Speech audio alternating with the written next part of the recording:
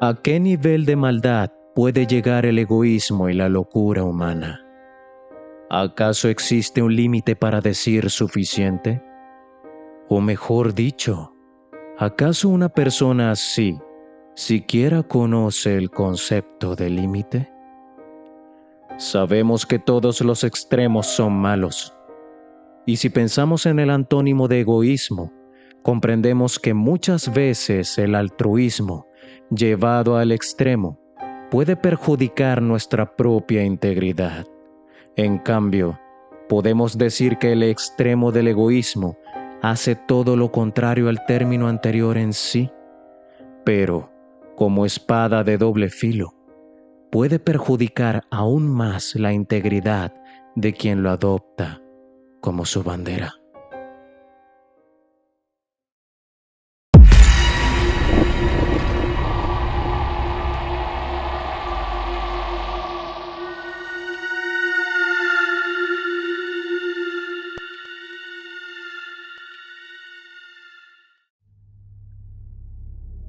Esta es una historia de la que no se habla y que ocurrió pocos años atrás, en un pueblo grande de Francia al sur de Normandía.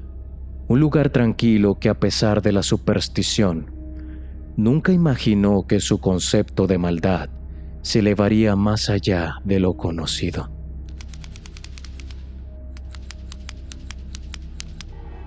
Pues una serie de asesinatos inusitados comenzaba a desconcertar no solo al pueblo, sino a las autoridades, ya que el asesino no escatimó en ocultar sus intenciones, dejando una marca en la escena del crimen.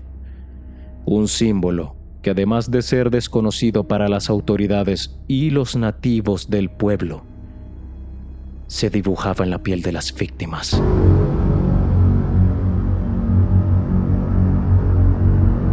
Pero sin dejar mayor rastro que la sangre y algunas extremidades regadas por el lugar. Además de una horrible expresión en los rostros de las víctimas, que muchas veces le hacían perder el poco rastro de humanidad que les quedaba. Y también es importante destacar que algunas de las extremidades no habían sido encontradas. Siendo así, la ausencia de las vidas arrebatadas y muchas veces el fétido olor a podredumbre, la alarma para que los vecinos se dieran cuenta de que algo andaba mal. Los habitantes del pueblo dejaron de lado la seguridad y tranquilidad para abrazar el terror y pánico en vista de la extrañeza de los casos que ocurrían una vez por semana. Perdían las esperanzas de encontrar a un culpable, ya que cada caso carecía de pruebas suficientes, donde el único indicio era el símbolo que marcaba la piel de los cuerpos, deduciendo que por el patrón que se repetía en cada escenario, era atribuible a una secta ocultista. No se sabía si el responsable era una sola persona o varias en relación a las deducciones iniciales de las investigaciones. No se sabía si la secta obraba fuera del pueblo también, o simplemente eligieron este como base de operaciones para cocinar en el caldero algo maligno y desconocido. Era difícil determinar un modus operandi para escoger a sus presas, pero lo que sí se sabía de los casos detectados a tiempo, por los reportes de los vecinos, es que los asesinatos ocurrían el domingo. Claramente la mayoría de funcionarios y varios pueblerinos escépticos simplemente lo asociaban a asesinatos caprichosos ejecutados por desvariados mentales. Sin embargo, para los que trabajaban en la morgue recibiendo los restos, no había escepticismo alguno, puesto que durante las guardias nocturnas, especialmente los domingos, escuchaban golpes y en ocasiones gritos únicamente dentro de las cámaras de refrigeración que albergaban los cadáveres marcados por el símbolo del o de los responsables.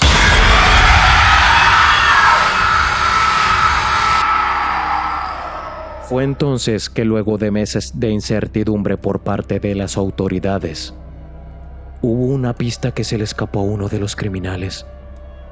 Y digo a uno, porque justo esa noche del 1 de noviembre en que se celebra la fiesta de Todos los Santos, la presunta secta cometió asesinatos múltiples, que en total sumaron 4. Aprovechando la festividad donde los creyentes postran su corazón, mente y voluntad para pedir a su santo de devoción que le libre de los males que le aquejan. Momento propicio para aquellos que estén cometiendo estos delitos con tópico de ocultismo, beneficiándose quizás de la energía de las víctimas y alimentar aquel propósito que los impulsa a realizar tales actos aberrantes. Poniéndote en contexto de este caso en particular, resultó que una familia conformada por una pareja joven y un infante de 4 años, todos trágicamente desvividos, poseían una cámara oculta en uno de los juguetes del niño, y la misma era activada por detección de movimiento. Por suerte para las autoridades, pudieron obtener el registro de las últimas grabaciones de la nube donde se almacenaban temporalmente por la aplicación de la cámara.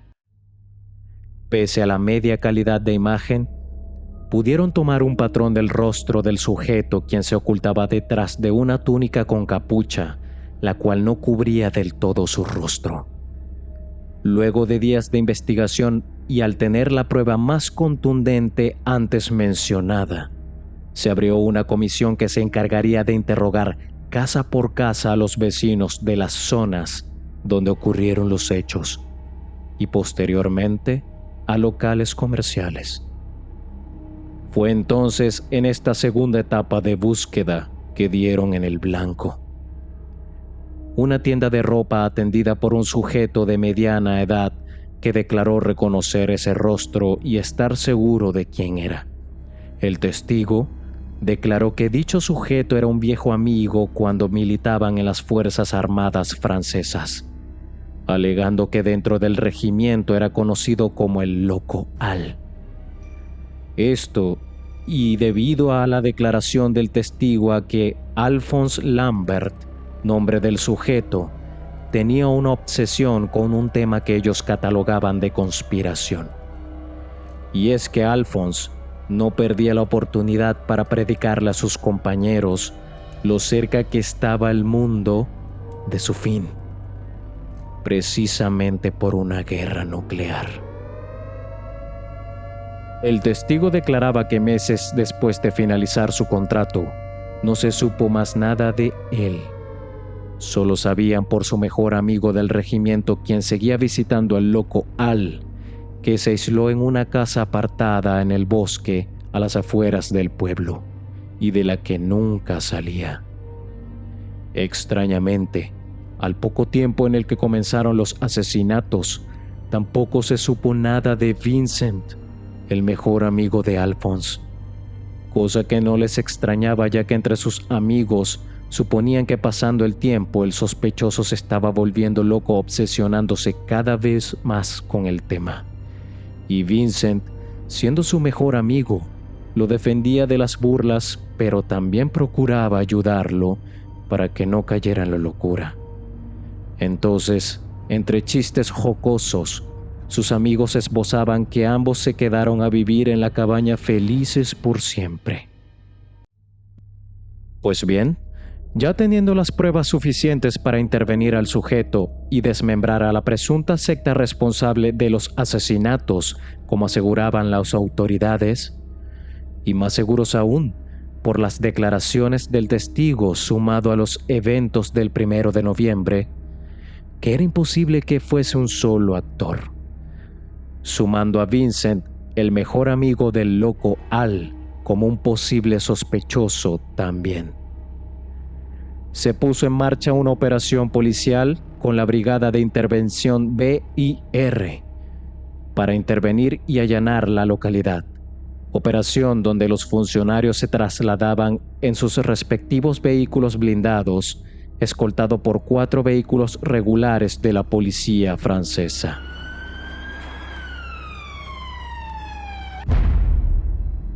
Los sucesos que narraré a continuación fueron declaraciones de uno de los funcionarios tácticos partícipe de la operación y testigo de lo sucedido ese 5 de noviembre a las 5:30 de la tarde.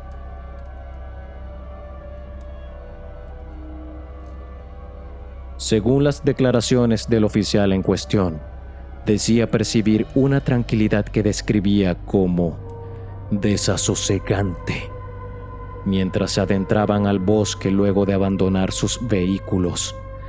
Fue como si entre los árboles no existiera ave alguna que emitiera sonido, o animal terrestre que se asomara siquiera por curiosidad. Lo único que se escuchaba, además de sus propios pasos y las directrices del capitán de la operación, era un silbido causado por el viento de la tarde que atravesaba los árboles y que, según el oficial, era un sonido que por ocasiones aturdía o erizaba la piel. Tanto así que los demás integrantes de la operación no articulaban ni vosticaban palabra alguna. Al llegar al punto de la operación, se toparon con una cabaña, que para sorpresa de todos era de buen tamaño, ni tan grande ni tan mediana. Pero lo que era evidente en ella fue su aspecto descuidado y mohoso, como si no hubiese recibido mantenimiento en años. Al igual que las ventanas sucias y algunas rotas atravesadas por ramas de árboles que se caían por la inclemencia de las estaciones. Es decir, que en primera impresión parecía deshabitada, dando la sensación de que Alphonse o Vincent no se encontraban allí. Cosa que era lógica, puesto que si habían testigos que conocían su ubicación, no se dejarían capturar tan fácilmente. Aún con las dudas a flote, la operación debía llevarse a cabo. La Brigada de Operaciones Especiales constaba con 8 funcionarios, de los cuales 2 escoltaban el exterior, ya que debían prevenir el hecho de que algún sospechoso saliera corriendo de la cabaña y escapara. El oficial testigo evidentemente debía ingresar al lugar con los otros 5, y dicho y hecho, como es costumbre en todo allanamiento, derribaron la puerta, cosa que no fue complicada por lo descuidada que se encontraba, y una vez dentro de la cabaña, fue cuando la situación comenzaba a tornarse turbia. Las paredes, claramente de madera, estaban talladas con extraños símbolos que parecían ser sumerios, según los análisis posteriores al allanamiento. Estatuas desgastadas hechas toscamente con arcilla de deidades aladas. Vasijas de cemento que marcaban símbolos similares con sangre, pero esta vez acompañados de pentagramas, las cuales por dentro almacenaban restos de animales muertos. Algunos, entre los más comunes, cabras y gatos. Además de los artículos básicos del hogar, había cera de velas, blancas, negras y rojas, en diferentes lugares de la cabaña, que nunca habían sido limpiadas y solo se acumulaban unas entre otras. Por último, 4 altares con hueso y carne seca animal distribuidos entre los puntos cardinales. Evidentemente, las autoridades no percibían presencia alguna, solo huellas de barro que podrían ser de los 2 sospechosos. Sin embargo, estaban secas, como si se hubiesen enmarcado y endurecido por días. Ya pasados 40 minutos y antes de decidir realizar un barrido por la zona, fue cuando el teniente de la operación, quien era el más perspicaz del grupo, se dio cuenta de un detalle. Y es que en una sección del suelo de la cabaña no había huellas, como en el resto del piso de madera.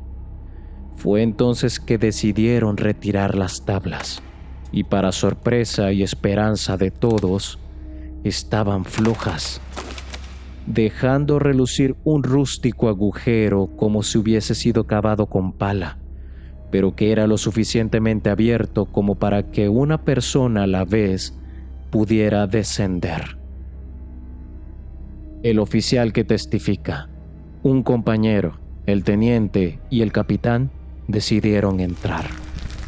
Y una vez abajo, con armas tácticas y linternas adosadas a ellas, decidieron transitar el túnel de lo que claramente era una cueva natural, que solo tenía un camino, y que si bien era más o menos grande, no habría pérdida por lo fácil de transitar con la guía de las tablas rotas puestas en el suelo que marcaban un único recorrido, como si ya hace mucho tiempo hubiese sido transitada.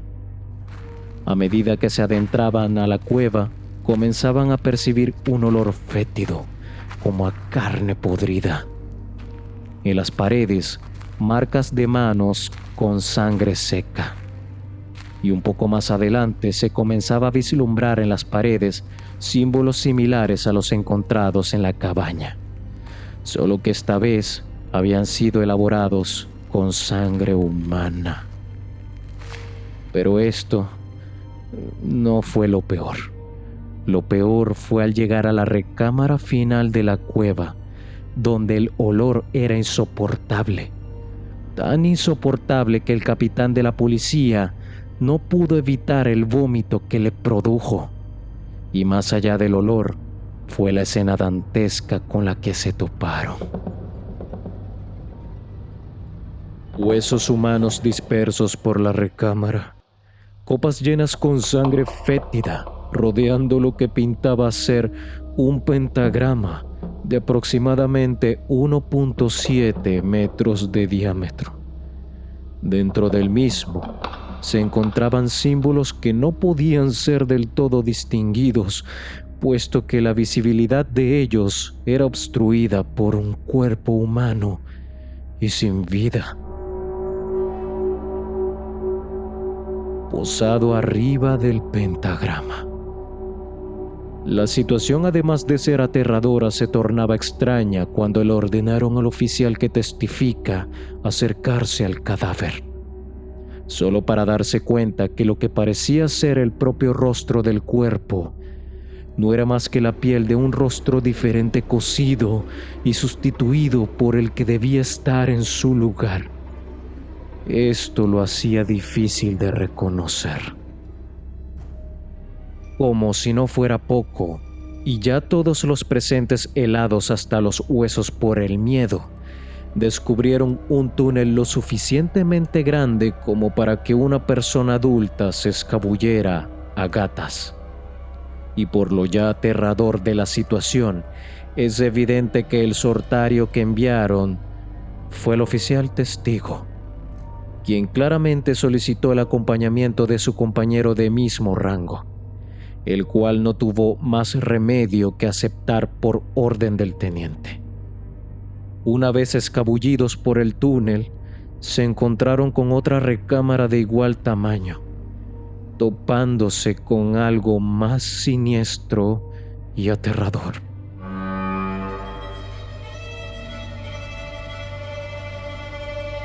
Para bien o para mal, la misión estaba siendo un éxito.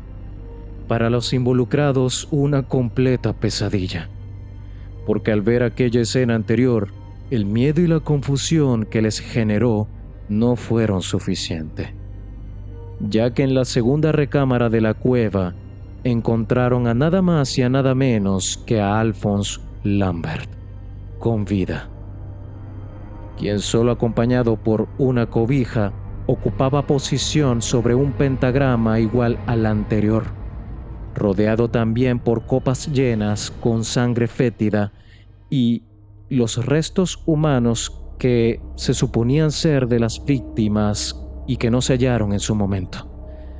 Solo que su carne no se encontraba pegada a los huesos. Es como si Alphonse se los hubiese devorado. El sujeto, estando con vida, o se podría decir poca de ella, no esbozó más que un suspiro a causa de su condición física, la cual era débil y raquítica. Los dos oficiales, confundidos, llamaron por radio a su teniente y su capitán, quienes al entrar a la recámara quedaron pasmados y perturbados más que los primeros oficiales, ya que Alphonse, quien fue visto en pie en la grabación de aquella escena del crimen, no tenía piernas. Las mismas estaban amputadas y cicatrizadas como si ya llevara mucho tiempo así. Y por si no fuera poco, la piel de lo que debía ser su rostro no se encontraba. Solo se podía observar los músculos y parte de sus huesos faciales que a duras penas daban vida a la dolorosa expresión del sospechoso, y entendiendo que el rostro cosido en el cuerpo de la otra recámara era del loco Al. Suponiendo que el sospechoso y dudoso autor no podría ser una amenaza a causa de sus condiciones, lo sacaron de la recámara y posteriormente de la cabaña. Las autoridades acordonaron el área y uno de los peritos tomó evidencia con su cámara fotográfica. Y mientras se hacía la experticia del lugar, el oficial que declaró se encargó de trasladar a Alphonse a un hospital, escoltando la ambulancia que lo llevaba en compañía del teniente desde la patrulla. 2 semanas después, en que no se registraron más incidentes y de que Alphonse recibiera su primer trasplante de rostro con una condición de salud más estable, las autoridades se dirigieron nuevamente al hospital para interrogar al loco Al, quien, respondiendo a las preguntas para entender cómo fue posible que él cometiera dichos actos en tales condiciones, pues él declaró lo siguiente: a quien ustedes buscan no es a mí, y a mi criterio jamás lo podrán arrestar, pues el autor de los asesinatos fue Aknan, un demonio del bosque que suplanta la identidad.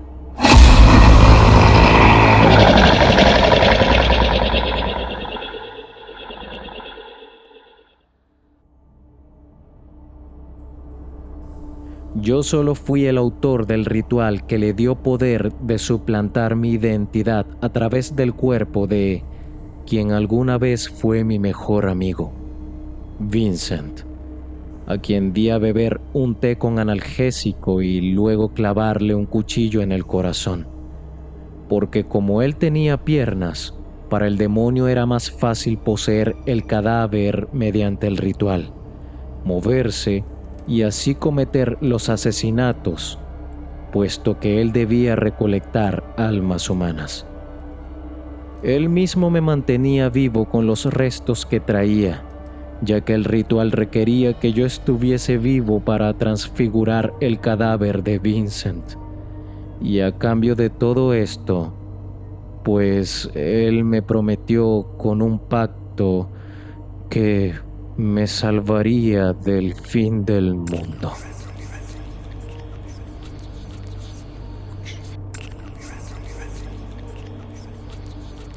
Aknan es un demonio del folclore francés que aparece como una figura oscura de ojos brillantes y sonrisa siniestra, que según los habitantes más viejos de Normandía, dictaban que en sus tiempos se le temía porque tenía la capacidad de suplantar la identidad de otros humanos e imitar sus voces, habitando así los bosques de Francia. Se tiene registro de que este demonio también ha hecho aparición en América, ya que según la antigua tribu de Tupinambas de Brasil, se les apareció en su momento, sabiendo que además de su sed de sangre, le encantaba torturar y confundir a las personas usando la voz de otros humanos.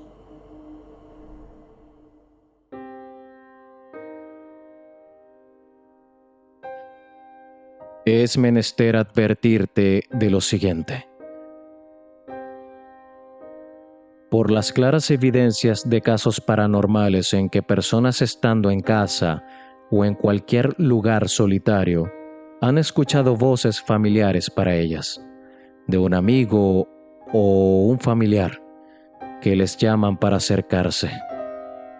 Si esto te sucede a ti, sabes que no debes atender ni responder al llamado, y en algunos casos mejor huye, porque puede que no sea un poltergeist, sino el demonio Agnan. Si el video te gustó, por favor dale like y comparte. Suscribirte también me ayudaría mucho. Yo soy Vasquel y estos son mis expedientes.